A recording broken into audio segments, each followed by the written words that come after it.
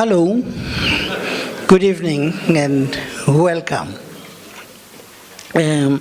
Distinguished guests, colleagues, friends, ladies and gentlemen, it's a huge pleasure for me to stand here and introduce our distinguished speaker for this evening. But let me take a little step back and introduce myself first. My name is Thandabantu Nhlapo, a Deputy Vice-Chancellor here at the University of Cape Town, standing in tonight for the Vice-Chancellor who is on annual leave.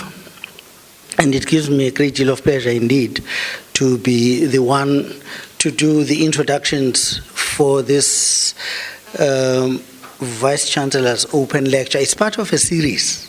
And the Vice-Chancellor, when he revived this idea, had this thought that in addition to various other kinds of forum that we have for sharing knowledge, information, exciting developments, not only with the university community, but with the general public as well, a further one that would be directly under the auspices of the Vice-Chancellor's office, a further forum, was required, and this is it.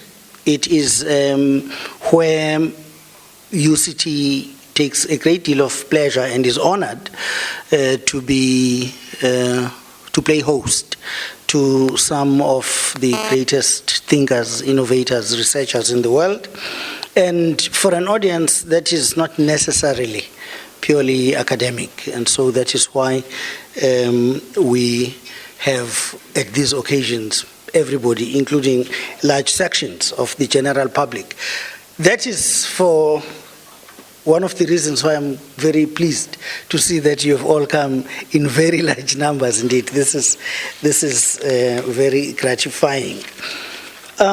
It appears that Professor Barrow is not new to UCT, and that in fact he delivered a public talk on cosmology at UCT 15 years ago at a conference organized to celebrate the 60th birthday of his good friend George here in front of us, Professor George Ellis of UCT's Department of Mathematics and Applied Mathematics, now of course emeritus professor. So Professor Barrow, welcome again. It is not only that occasion, but Professor Barrow has in fact very strong links with UCT. I toyed with the idea of going through Professor Barrow's CV. I eventually discarded the idea, not just because it would take us into a time when, if the lights go off again, this would be close to dawn. So he does indeed need no introduction, very eminent scholar indeed. Professor Barrow, it is my great pleasure to invite you to address us. Thank you.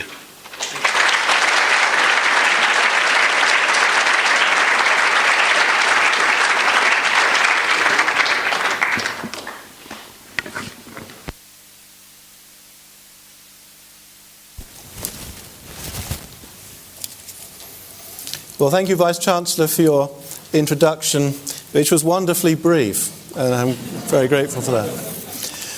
Well, my aim this evening is to try and tell you something about the ideas of modern cosmology, the development of modern cosmology, and what's going on in the study of the universe today.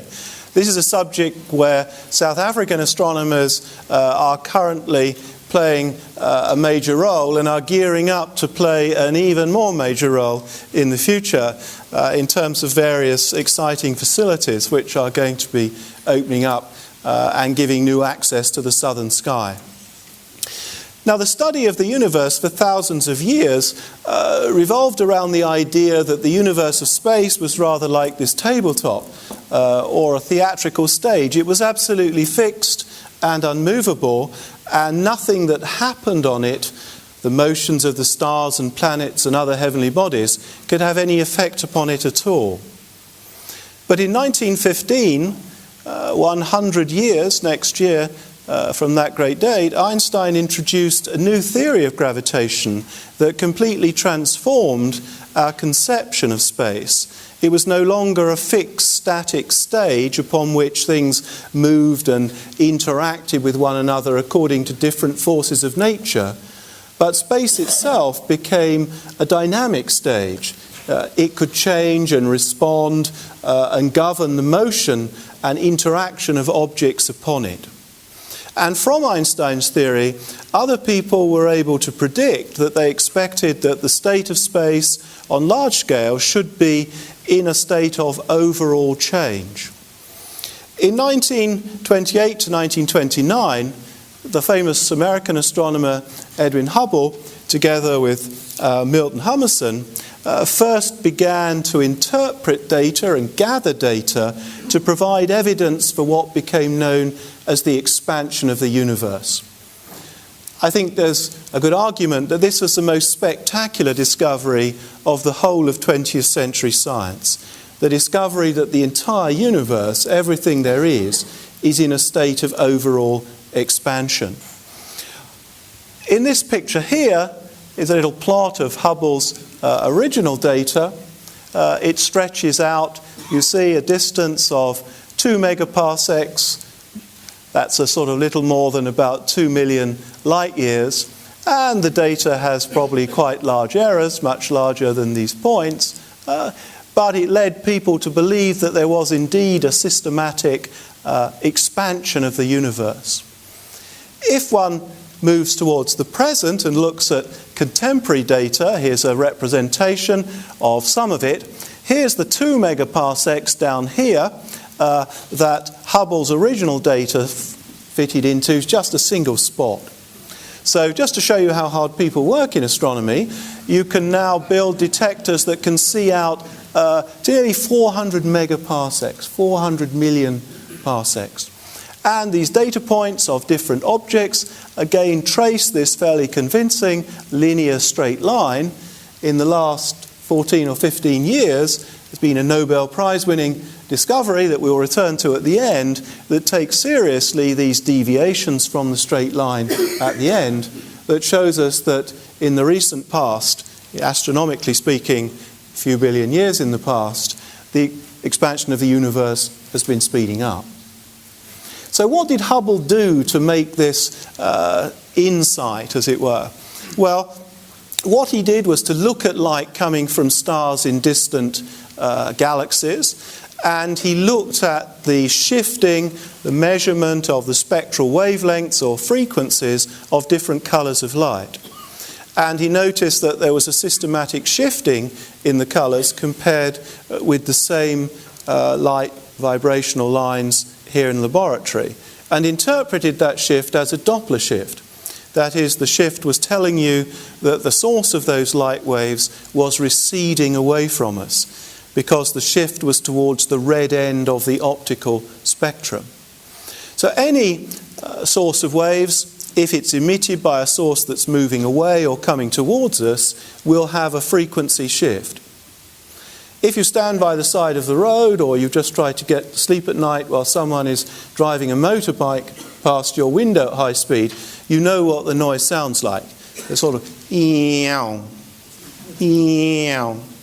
So the first rising part of that sound is where the sound waves from the motorbike are coming towards you, the source is moving towards you, and you receive the waves more frequently than they were emitted. So the pitch rises. But when it goes past you, the pitch drops, because the source of the sound waves is now moving away from you, and you receive them less frequently than they were emitted. So if you measure the change in sound frequency, you can work out the speed of the motorbike, as the police know. So what Hubble was doing, in effect, was doing the same thing, but using light, and looking at the change in the colour to figure out the speed of recession of the distant source of light, and then you use the apparent brightness of objects where you believe you know something about their intrinsic brightness to figure out how far away they are. Well, it's all very well to say the universe is expanding, but let's ask some very basic questions. What does that mean? Are you expanding? Probably not, and not for these reasons. Is the Earth expanding? No, the Earth is not expanding. Is the solar system expanding? No. Is our galaxy expanding? No. Is our local group of galaxies expanding? No.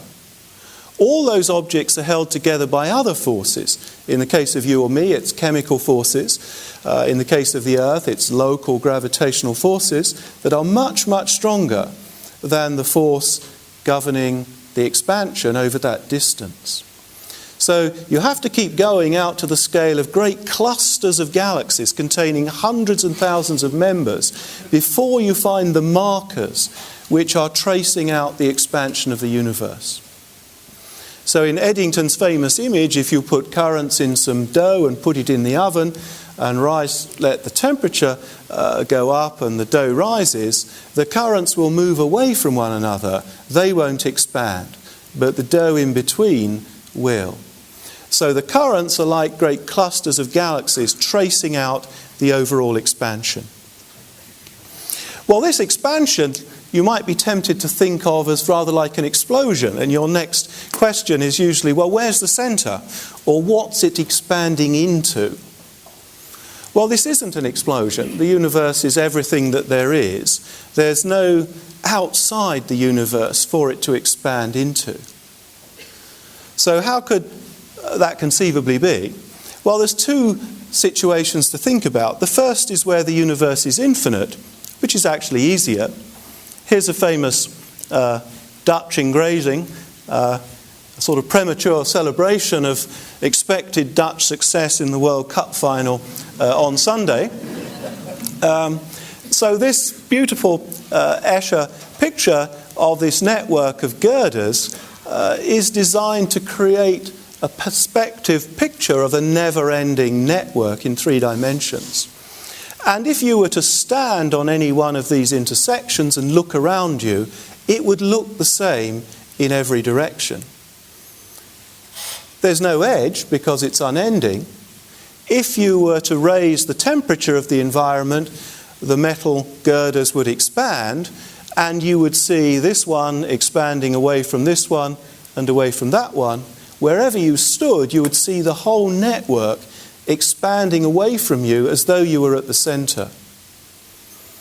So every point plays the role of centre. This, incidentally, was why the idea of an infinite universe was regarded as such a dangerous one back in 1600 when Giordano Bruno was burnt at the stake for supporting the idea of an infinite universe, contrary to Aristotle's teaching in the early Catholic Church. Why was the idea of an infinite universe so dangerous? Well, on the one hand, the church wanted God to be the only infinity, but more importantly, there was not a single centre in that universe. So there wasn't a special, unique place where Earth and humanity could reside. The infinite universe, every place was special. Well, so much for the infinite universe case, but what about the finite universe? That seems to be much more awkward. If you just think of a 2-dimensional universe, so like a flat sheet, how is it possible for this to have no centre and no edge? It seems completely impossible. But it is if it's just flat. But suppose that your 2-dimensional universe is curved like the surface of a ball or a balloon. Then now you can walk around like an ant on this spherical surface and you will never run into an edge. So again, there can be no boundary on a finite space, even though on a flat surface you would run into the edge. If you inflate your balloon here and you locate yourself on any one of these imaginary galaxies, you will see all the others move away from you as though you're at the centre of the expansion. And it doesn't matter which one you stand on, you will see the same uniform expansion. So again, even on a finite space, we can have this unusual situation of there being no boundary, no edge, and no center to the expansion. In the real universe, you're moving up one dimension, and space would act in this finite case as though it's the three-dimensional boundary of some imaginary four-dimensional space. Well, the picture of the expanding universe that's gradually been built up, particularly since the mid-1960s when radiation was discovered from the early apparently hot phase of the universe, which I'll mention in a moment. Here's a picture which we'll see several times. It's some measure of the amount of expansion, the separation of those distant markers, and age or time in billions of years. And here's the trajectory mapping the expansion. And as in the sort of travel maps, you are here somewhere quite close to 14 billion years, 13.7 billion years after the apparent beginning of the expansion. And what the expanding universe brings you that's revolutionary and unusual and makes cosmology such a fascinating subject is that it means that the universe and the conditions within it are in a state of continuous change. So today the universe is rather cool. The radiation temperature is about 3 degrees above absolute zero. If you go back to when the universe is about 1,000 times more contracted, the radiation would be 1,000 times greater, 3,000 degrees. Too hot for atoms and simple molecules. There will be no planets, no stars, no structures like we see today. So the universe in the past was a much simpler place. When it's about 250,000 years old, at that high temperature, if we expand it forward, it cools off, first of all, enough for simple atoms of hydrogen to form, simple molecules of hydrogen follow, and then gradually some parts of the universe expanding on the average a little more slowly than others because they contain more material, start to gather more material to them, they slow down even more, and eventually they stop expanding and they turn around and condense and form what we ultimately call galaxies. Within them, stars form in complicated ways, involving nuclear reactions and radiation processes. And we've gradually seen around hundreds upon hundreds of planets and even planetary systems around other stars. So we know the formation of planets is a generic process. It's not somehow unique to our solar system. But then somehow, at least on one of those solar systems, on one of the planets within it, we know that biochemistry has developed and evolved very rapidly into things like you and me. And we've no idea whether this is a process which has happened elsewhere, rarely or even commonly. Maybe one day we will. In the future, there's a sort of rather pessimistic long-range forecast that eventually the sun will exhaust its energy, all other stars will exhaust their energy and collapse to very dense remnants, and the environments needed for life as we understand it will have ended. And the universe will become a place which is rather bare of complexity, ever cooling, but ever expanding, perhaps. So in between, we live in this sort of habitable zone of cosmic history. After the stars have formed, so they can provide life-supporting environments, but before all the stars have died. And that's an interesting situation because the fact that it's in some sense inevitable that we should be looking at the universe in this little niche of cosmic history biases in many ways how we find the universe to be and allows us to make some simple but I think interesting statements about the universe. So you might ask, well, why is the universe so old? You're talking about 14 billion years. The oldest stars are more than 10 billion years. Why these enormous periods of time? Well, these periods of time are intimately connected to ourselves and our own existence. The materials that make life of our sort possible, elements heavier than hydrogen and helium, don't appear ready-made in the universe or arise at its earliest state. They're formed in the stars in the later stages of the evolution of stars, when stars implode and undergo dramatic periods of nucleosynthesis. And in those periods, helium and helium will combine to make beryllium, has a rather anomalously long lifetime that allows another helium nucleus to be captured to produce carbon.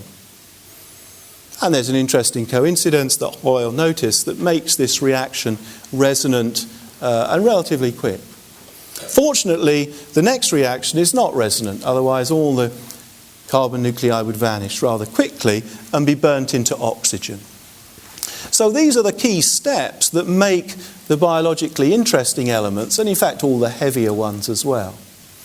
So if you're interested in silicon, if you're a computer officer and you think that life needs to be based on silicon, you can go further upstream. The silicon comes from the same type of process. But these processes take lots and lots of time. You need almost 10 billion years for these types of nuclear reactions to occur. And so you begin to see why it's no surprise that we find the universe to be so old. If you want to have the building blocks of complexity and life, you need those many billions of years of time to make the building blocks. And then we might ask, following from that, why is the universe so big? Why is it billions of light years across? Why are other stars and galaxies so far away? Because we need all that time to make building blocks of complexity that make you and I, and other things that we see, we know that we must have had 10 billion years of expansion. And because the universe is expanding, it's going to be expanding out to at least 10 billion light years in extent. You might have thought we could happily exist in a universe that was about as big as the Milky Way galaxy. Contains 100 billion stars, there's plenty of room there, lots of sight for life, but you would barely have been around for a month in a universe the size of the Milky Way galaxy. So there's barely enough time to pay off your credit card bill, let alone evolve complexity and life. So the enormous size of the universe is unusually connected to ourselves. We couldn't exist in a universe that was significantly smaller than the one we see. The other odd thing about the universe is that to a first approximation, it doesn't contain anything at all. It's just empty. If you were to take all the atoms in the universe and just space them out equally in an array, you would have, on the average, just one atom in every cubic meter of space. Now, it's not possible to make that good a vacuum in any laboratory on Earth. So this is an extraordinarily empty state of affairs. If we start gathering things together, this one atom in every cubic meter is like running into a lump the size of the Earth every 10 light years. And a star like the Sun every 100 or every 1,000 light years, and a galaxy like the Milky Way every 10 million light years. So the enormously low density of material in the universe is why the distances between cosmic structures are so great. And that low density, again, is a reflection of the enormous amount of expansion that there has been, the enormous age that the universe has. The other property of the universe that I always used to try and impress unsuccessfully upon our children, they're a bit younger, is the universe is cool, very cool. So today the radiation temperature is about 3 degrees above absolute zero. But if you have an expanding ball of gas, as you increase the diameter of the ball, the temperature will fall. And so the fact that the temperature is so low today is another reflection of the enormous amount of expansion and aging that there has been. One curious observation that you can make that's related to that is if you go outside, you will immediately notice that the sky is dark at night. This is not quite so obvious a feature of the universe as you might think. So just over 300 years ago, Edmund Halley, who first drew our attention to the comet that bears his name, first asked seriously the question, why is the sky dark at night? if you, like him, imagine that you're looking into a forest, then as you scan the forest, you just see this phalanx of tree trunks. Your line of sight everywhere ends on a tree trunk. And Halley imagined, well, if you look out into the universe of stars, he was wondering whether there were an infinity of stars, surely your line of sight everywhere should end on the surface of a star. Just like in the forest, with just a few hundred trees, it ends on a tree trunk. And so the whole of the sky should look like the surface of a star all the time. There should never be any night. But clearly that's not the case. It was not until the discovery of the expanding universe that this paradox, became known as Olbers' paradox, because Olbers wrote about it rather later, was resolved. This low density in the universe today means that there just isn't enough energy in the universe to illuminate the sky. If we were to turn all the matter in the universe, that one atom in every cubic metre, into radiation just like that, using E equals mc squared, all that would happen is that the background radiation in the universe, instead of being 3 degrees above absolute zero, would be about 15 degrees above absolute zero. And you wouldn't notice, as long as you weren't some of the atoms that were being vaporized. But if you go back in time to when the universe was 1,000 times more contracted, then the temperature was 3,000 degrees and the whole sky was bright. So there was a time when the whole sky was bright, but it was when the universe was much younger and more contracted rather than today. Well, this little tour of these fundamental questions sort of led us to what seems sort of philosophically a rather topsy-turvy situation, in that we've seen that if you want the universe to be able to contain life-supporting building blocks of complexity of some sort, it's got to be almost empty, it's got to be big, it's got to be old, and it's got to be dark, and it's got to be cold. So if you were a pre-1925 philosopher or philosopher of science, like Bertrand Russell, you would have thought that these sorts of properties were really antithetical to life-supporting environments. But because of this remarkable interplay between time and space and density and temperature, these are all consequences of the necessary conditions needed to give rise to the building blocks of complexity. Well, let's sort of start looking backwards in time to what the modern so-called Big Bang picture tells us about the early stages of the universe. So far we've been talking about universes that are expanding, but universes are like your investments. They can go down as well as up. In fact, they can plummet.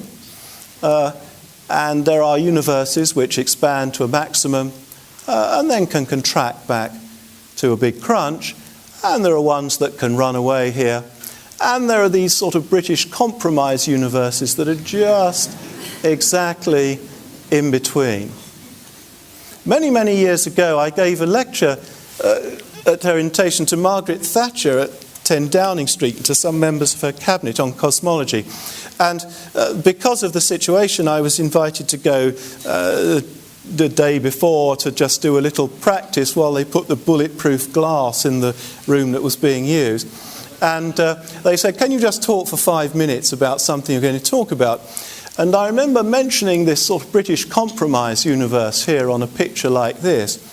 And then after 5 minutes, the Prime Minister's advisor sort of stopped me and said, he said, it's going fine. He said, that'll be all right. So I've just got one piece of advice. He said, when you come to mention that British universe, be much more upbeat. It's just the sort of thing the Prime Minister likes to hear about.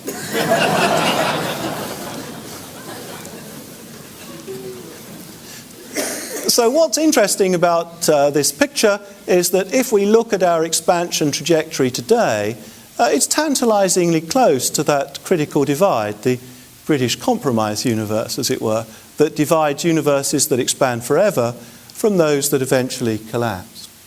These two scenarios have a very simple interpretation that Newton would have understood quite well. The if you try to launch a rocket from the Earth's surface, you've got to achieve a particular escape velocity, it's called, about 11 kilometers per second, to escape the Earth's pull and keep going into space. If I just throw this in the air at less than the escape velocity, it comes back. It's pulled back by the Earth's gravity. It has less than the launch speed required. So these universes, in effect, have less than that launch speed. These have more than the launch speed and will run away forever. And the compromised critical universe has exactly the critical escape speed. So the general interpretation of these scenarios is not that dissimilar to what we're used to on Earth. But the most interesting thing, if we look back again at this picture, as we try to reconstruct the past history of the universe, we're exploring environments that are much hotter and denser than we experience today. And back in the end of the 1940s, some American astronomers, led by George Gamow and then Ralph Alpha and Robert Herman, realized that it ought to be possible to calculate some of the consequences of that environment. And they predicted, although not many people noticed, that there ought to be a heat radiation background in the universe left over from that hot early beginning. So it's like letting off a big bomb. If you come back later on, you should find some radiation fallout witnessing to that explosion. And almost 50 years ago, it'll be the 50th anniversary next year of the discovery of this radiation, which was made at Bell Telephone Laboratories at Holmdel, New Jersey, by Penzias and Wilson, another Nobel Prize-winning experiment. And subsequently, those observations that they made really just at one frequency have been filled out into a rather beautiful overall spectrum of the radiation using observations from space, another Nobel Prize-winning experiment from Kobe. So this is the intensity in funny intensity units, and here is the frequency, and the so-called Planck curve, characteristic of pure heat radiation, is traced by the solid bars, and the observational data from Kobe is shown here. I should say that these little circles are not in any way attempts to represent the uncertainties of the observations. The measurement errors are so tiny, they're over 100 times smaller than the thinnest visible line that could be drawn on this picture. So this is the most perfect example of heat radiation ever observed in nature. There are no distortions so far found in this spectrum. So this type of spectrum can't be produced by radiation produced locally or after the universe has been 250,000 years in expansion. So this is radiation that's come from conditions hot enough and dense enough to relax it into this beautiful equilibrium spectrum. Well, the expansion of the universe and those properties that we've seen there are sort of three rather unusual puzzles about the universe, which came to a head in around 1980, that if you listed the key problems in cosmology, it would have been, why is the expansion so close to that critical divide I alluded to? Why is the universe expanding so close to the escape velocity? Why is the expansion the same in every direction? So to an accuracy measured then of 1 part in 1,000, but today it's an accuracy of about 2 parts in 100,000. And thirdly, where do all the lumps and bumps come from that turn into galaxies and stars? The universe is not perfectly smooth. Where do the little irregularities come from that eventually turn into stars and galaxies? This was a great puzzle. If galaxies didn't exist, astronomers wouldn't have had any difficulty explaining the fact. So it was not easy to explain where galaxies had come from. But then in 1981, a new idea came on the scene in cosmology, which has really become a type of standard model in the subject. And I'll try and explain it as simply as possible. The idea was that here's our size-time picture that we've been looking at. We go right back near to the beginning. This is a tiny fraction of a second, 10 to the minus 35. The idea of inflation was that there's just a brief interlude of expansion where the expansion starts to accelerate. So when it's curving over in this direction, the expansion is decelerating, because the only force acting is gravity of other stuff, always tending to slow it down. So the hypothesis was that there's a brief interlude of acceleration, or inflation, as it was called, to reflect the economic fascinations of the time. What this does, you can see from this picture, that if inflation hadn't occurred, the expansion would sort of gone on this track. But after inflation, the universe is much more expanded, much bigger, if you like, at this time than it would otherwise have been. And it is pushed much more closely to that critical divide. And so a very short interlude of this inflation is able to drive the expansion so fantastically close to the critical divide that even 10 billion years later you would not be able to discern any deviation. The other thing that it does is to make the expansion go at the same rate in every direction. So this problem of why is the expansion so isotropic, same in every direction, a short interlude of this accelerated expansion drives all directions to go essentially at the same rate. But what about our third question? This is really the same idea but in a different picture. Here we are sitting here, and how far can we see with a perfect telescope? Well, let's suppose the expansion has been 14 billion years. Get about curved space effects, and we can look maybe 14 billion light years. And we call that the visible universe. There's lots more universe beyond that horizon, but that's what we can see. And we could now run it backwards, okay, into the past, and examine at any time how small it would have been at some early time. Well, if you don't have that accelerated expansion, at any given time in the past, the universe is not really terribly small, in the sense that it is not small enough for light signals to travel across it in the time that's transpired since the beginning. So it's a bit of a mystery why one side of it looks the same as the other side. You know, it can't talk to different sides by sending light signals or radiation. But if you have that accelerated expansion, the universe gets bigger so much more quickly that you can grow a whole visible universe today from a region that is much, much smaller at an early time. So small that it's easily possible for light to travel from one side to the other and make it coordinated and extremely smooth.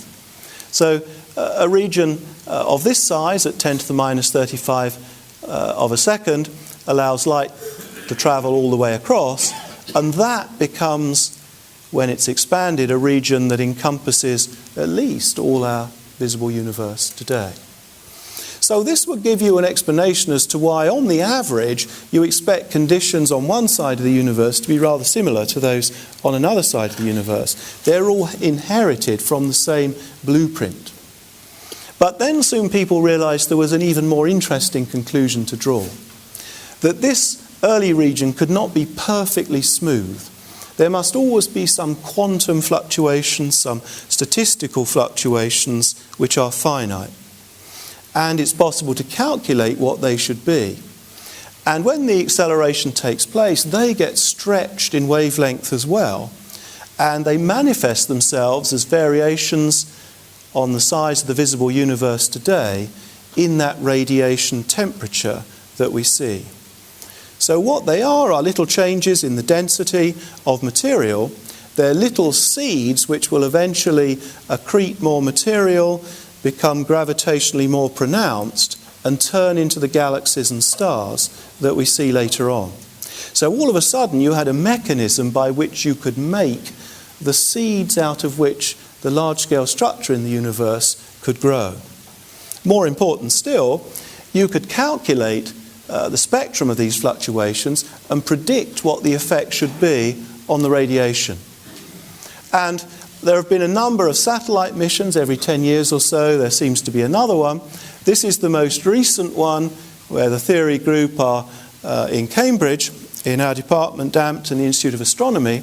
And this is the type of map that's produced by having your satellite look at every part of the sky over and over again and produce a complete map of the temperature variations of different scales on the sky. So the reddy-orangey regions are a little bit above the average by a few hundred thousandths of a degree, and then the blue regions are a little below the average. And if you're a statistician and you look at this, you may stare at it and wonder whether it's a completely statistical random process or not. Better to do a more sophisticated analysis of different aspects one at a time. At the top is one particular analysis that's called the power spectrum. So you're looking at the variations in temperature or in colour on this map as you go from place to place. So suppose that you look on the sky over there, you measure the temperature, and then you measure the temperature 1 degree away. So twice the size of the full moon, and then you repeat that for every 1 degree pair of separations over the entire sky, and then you average. And you put the answer on this picture just there. So this picture shows you various data points. The solid curve is the prediction of a standard one of these inflationary models that's lifted so that it batches the points, sort of here, and then you check indeed that there's a rather beautiful fit all the way down to smaller and smaller and smaller scales. So this moving picture here shows you, when you go past 100 with this block, this shows you what the resolution would be needed on a map to be able to tell what's going on. So this, I think, I find very convincing evidence that something like inflation happened in the early universe, that we do indeed have direct observational evidence that there was a period of this accelerated expansion. Why is this so interesting to cosmologists? Why do they keep spending huge sums of money to go to map this radiation in greater and greater detail? This particular power spectrum, as well as other similar graphs, contains a mountain of information.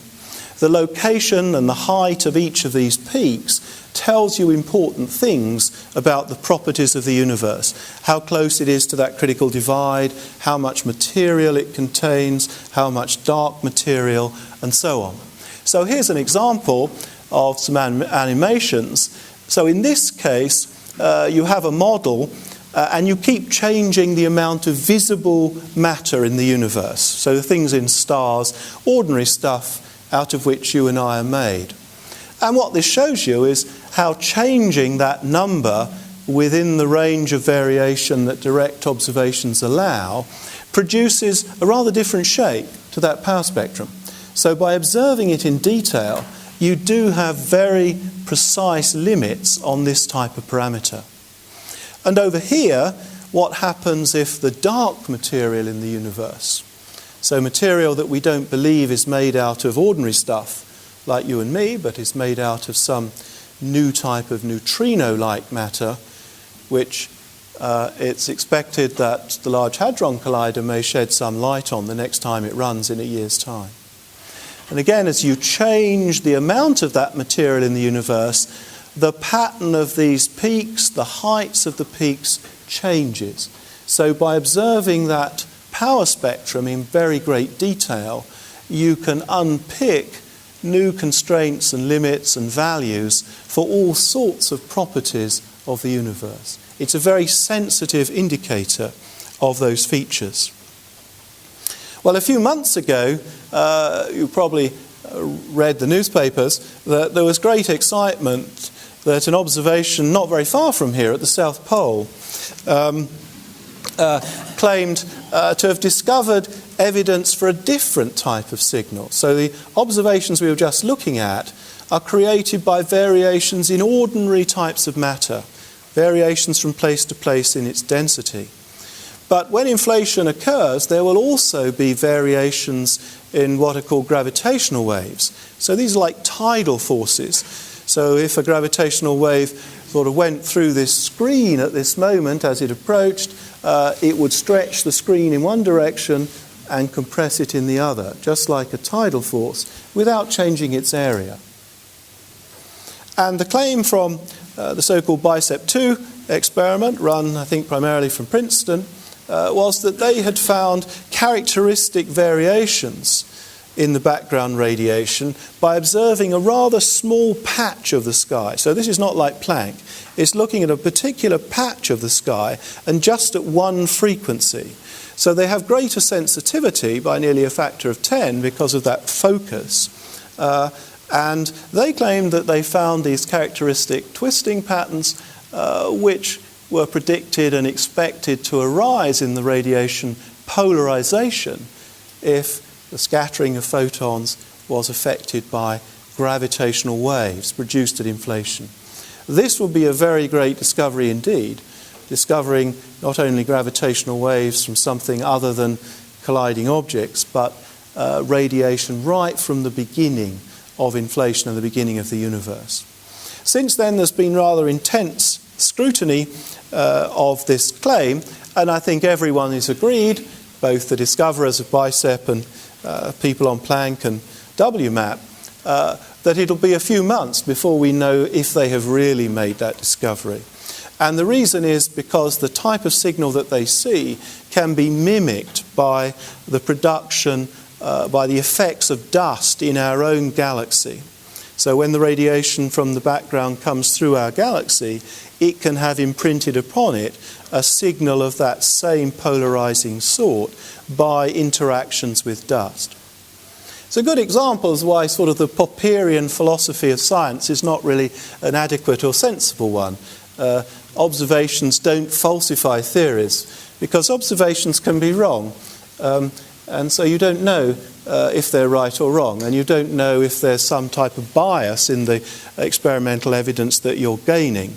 And so you need to understand all those things before you know whether an observation has really changed the likelihood of a theory being correct.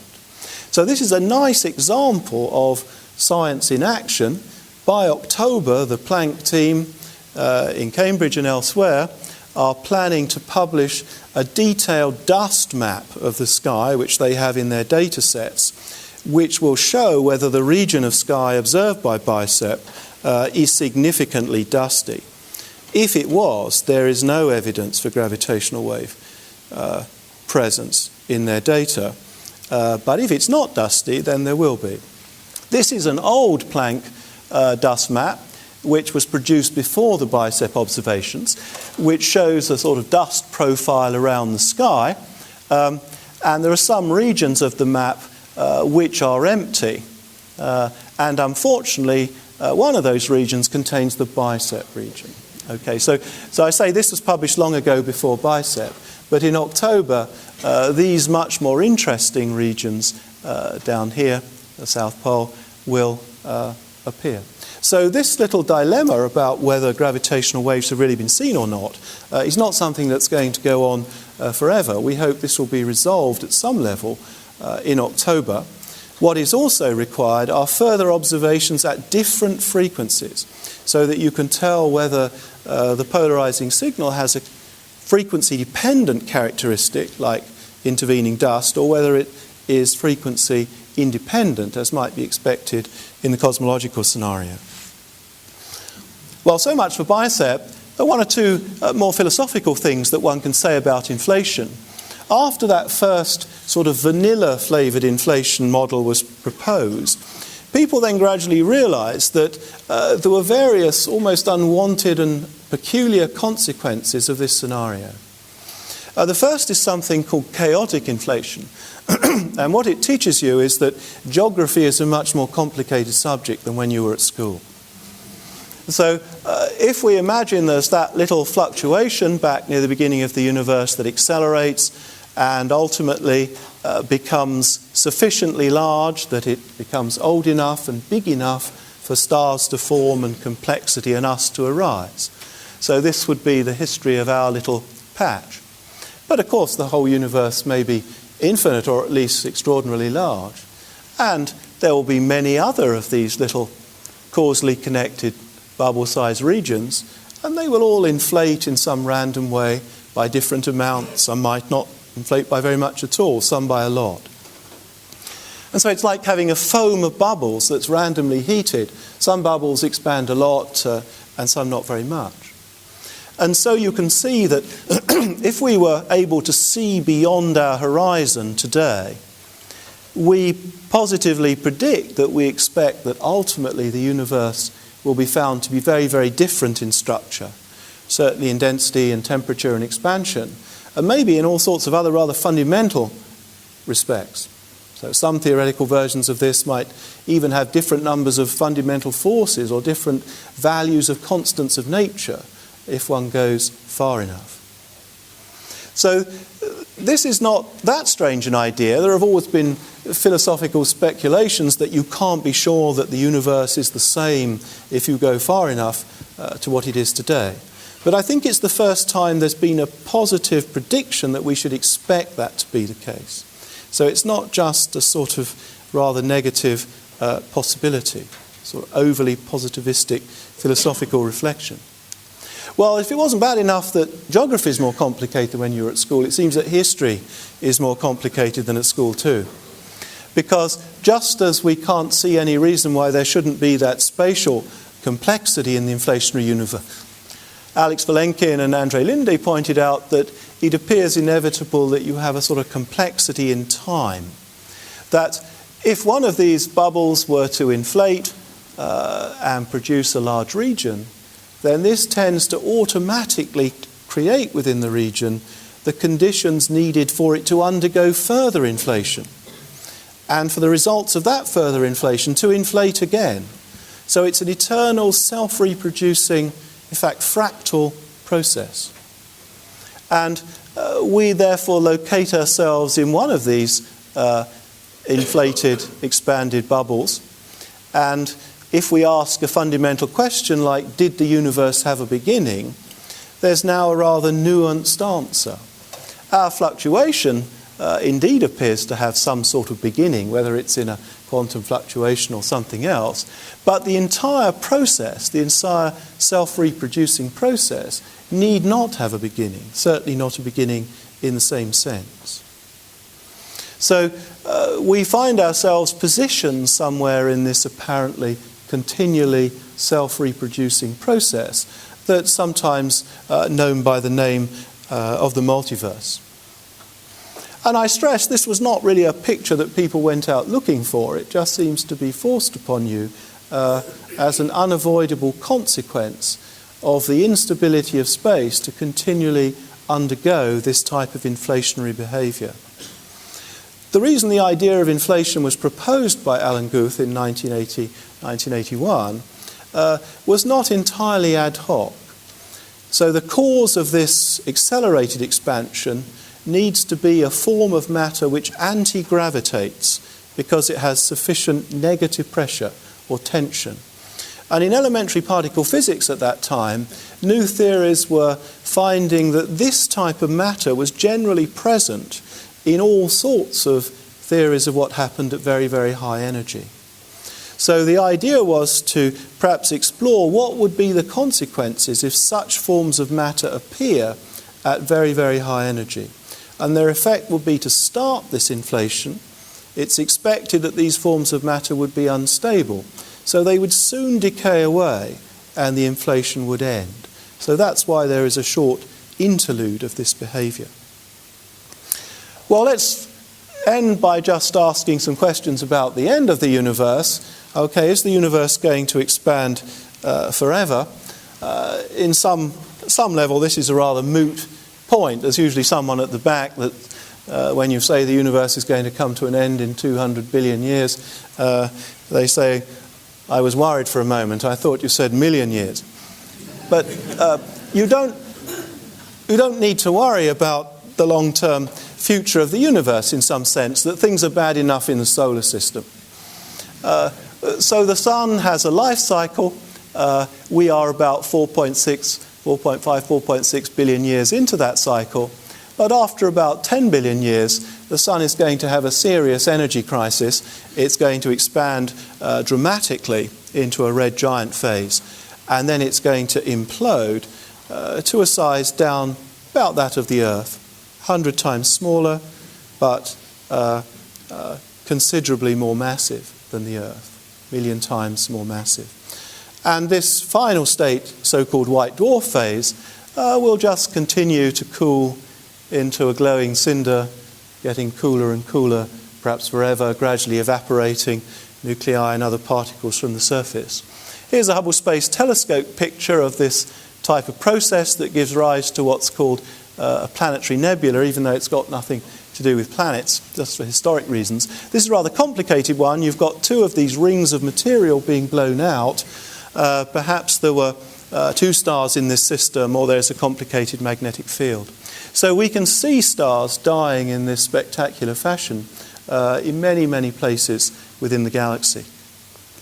So this is the sort of intermediate range forecast if humanity on Earth wants to survive this long process where temperatures will change significantly as a result of stellar evolution, needs to go elsewhere.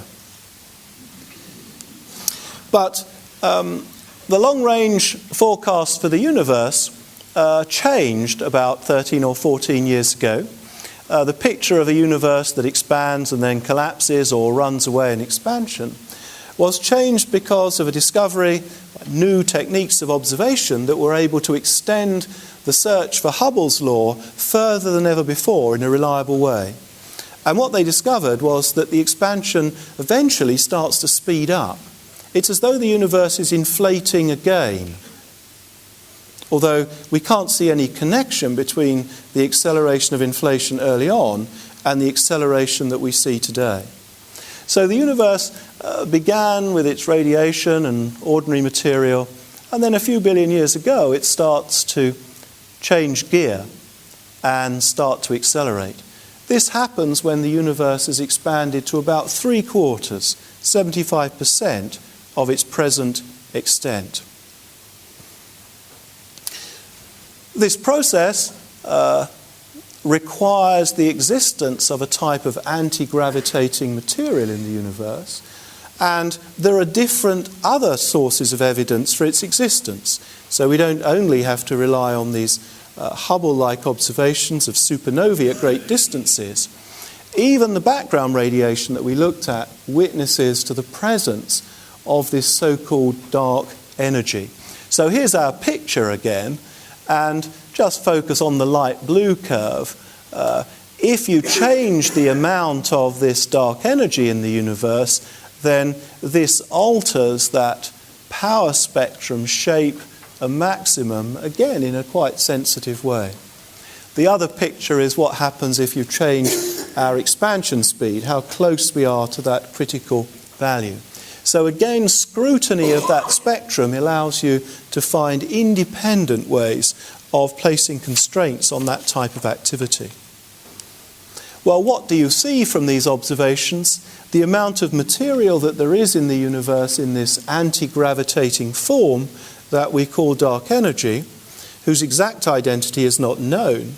It's not detected, as it were, locally.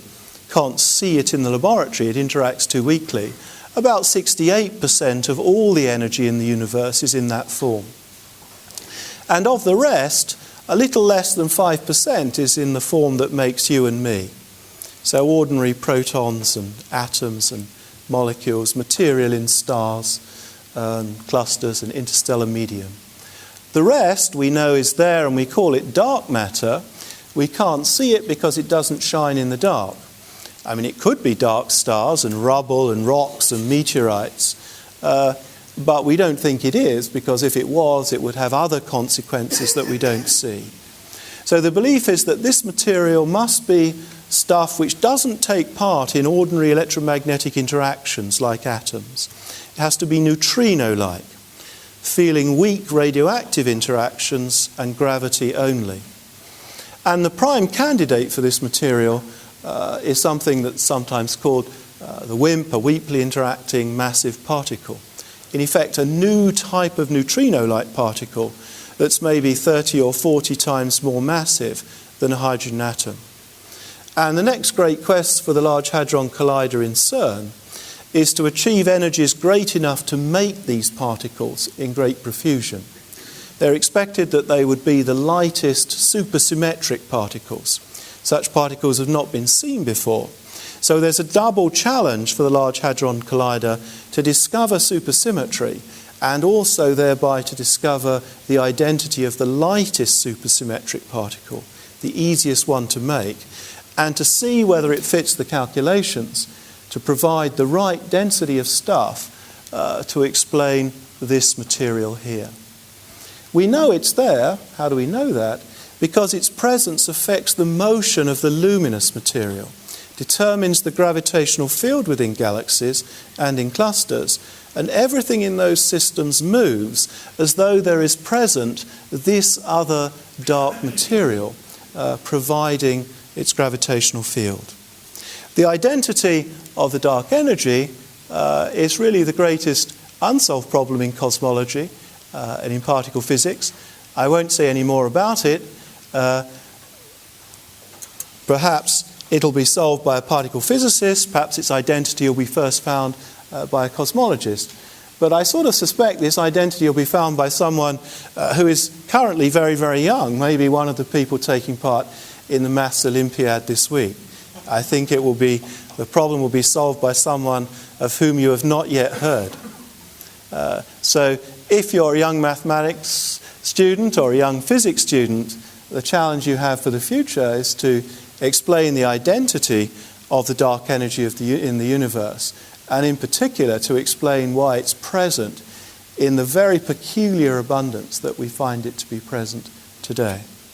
So thank you very much for listening. I hope I've given you some perspective on the universe. Here is a famous sort of perspective slide to leave you with that NASA produced, a universe that begins in some event, perhaps quantum mechanical or of a sort we don't yet know. It surges in expansion in those first moments by a process we've come to call inflation, which leaves imprints in the radiation in the universe that we can see even today, and so test whether that happened. And then as the universe starts to cool down and material starts to cluster, galaxies and stars start to form and produce the environments we see today. But then as a sting in the tail, in the relatively recent past, that process is stopped by the fact that the universe starts to accelerate. If the universe had started to accelerate earlier, there wouldn't be any stars and galaxies in the universe at all. Because once the acceleration begins, the formation of structure comes to an end. It just can't compete with the acceleration, pulling material away. So all this leads to this rather comforting picture of the sky that we see out of the window or through our telescope. Thank you. Thank you very much to Professor Barrow. We will take questions, a few. So if you have anything If you say the universe has got a beginning and an end that's going to go into oblivion, what was the real purpose of it all? And how do we,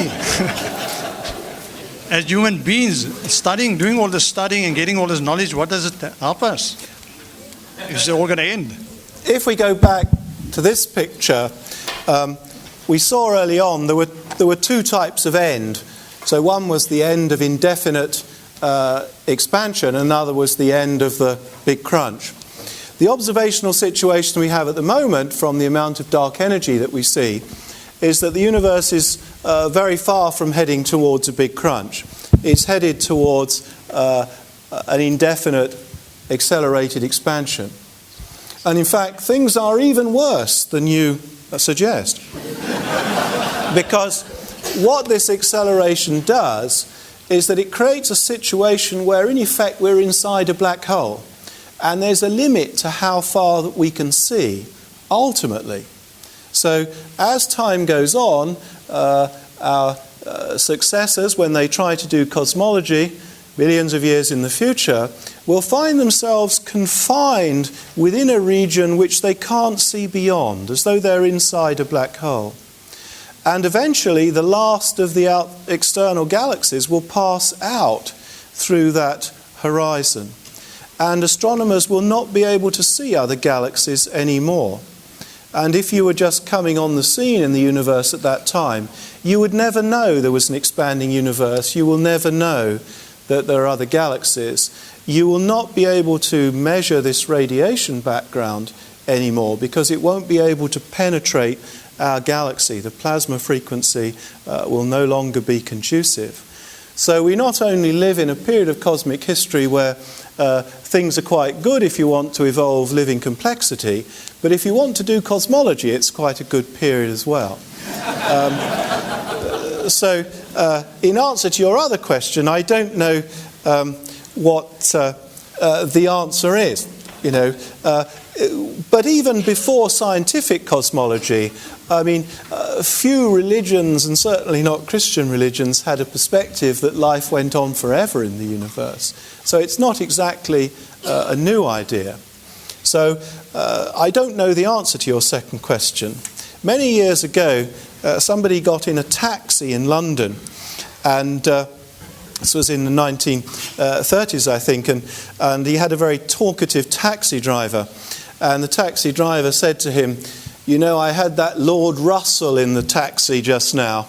And I said to him, "Lord Russell, what's it all about then?" And do you know, he couldn't tell me. Thank you very much. Two more questions, please. Good evening. Thank you for the wonderful talk. My question is based on the inevitable expansion of the sun. I recognize that the Mayans predicted a winged disk, which is planet X or nebula or Nibiru. Were they predicting that expansion of the sun to it being exploding, or is it another planet that were actually predicted in the universe that will come as the winged disk? I missed who you said had predicted. By the Mayans. I don't know. What's interesting about this picture is, there is a sort of global warming, as it were, and it's important to point out that this has got nothing to do with global warming that you read about in the newspapers today. Okay, so this is not a change in climate on Earth as a result of man-made activity. It's a result that would be produced by this rather catastrophic evolution of the sun. So nobody thousands of years ago was able to sort of predict what's going to happen to the sun over huge periods of time, and not able to see other stars in such a way that would allow them to join together the life history of the sun. Last question. Going one. Thank you. Thanks for a super talk. Your recipe for life slide, you were talking about combining helium to make beryllium, and then beryllium combining with helium for carbon and so on. Has that been done outside of nature and laboratory? Can that be done? Well, these nuclear reactions. These are the simplest nuclear reactions in some way. But if you make a nuclear bomb, for example, then you're dealing, with hydrogen fusion, not with helium. So you don't simulate that reaction. Atomic bomb starts with something that's very large, nucleus, and breaks it up. So attempts to do, to have a fusion reactor based upon these interactions, is dealing with hydrogen. And what's difficult about that, of course, is maintaining the stability of the reactor over a long period of time. So for decades, people have tried to make a controlled nuclear reactor, and it requires very complicated configurations of magnetic field to try to hold the configurations stably over long periods of time. It's what's sometimes called tokamak configuration that Russian theorists long ago developed. So you can't simulate these nuclear reactions directly on Earth. There are some interesting pieces of evidence for historic nuclear reactions on Earth. So 2 billion years ago in Africa, actually, in Oklo, which is up in Gambia, we know that a natural nuclear reactor ran. So unusual geophysical conditions under the Earth produced sort of intermittent nuclear reactions involving samarium. And you can see the results there of that process, where there are uranium mines today. And many years ago now, in the 70s, this remarkable discovery was made that there was unexpected depletion of certain isotopes. And at first, the French scientists involved in this and members of their government thought that material was being stolen en route to the French sort of nuclear reactors. But then it was realised that there had been this depletion and a nuclear reactor had run under natural conditions. So inclined slate had made material run down and become compressed. Nuclear reactions would begin, liquids and steam would be produced, which turned the reactor off. It would then cool down and become hotter again as it condensed. And so it would just run and stop, run and stop. And this has been a great indicator for fundamental physics, because the particular reactions that run there rely on a remarkable coincidence between values of different constants of nature. And so we know that remarkable coincidence was in place 1.8 billion years ago.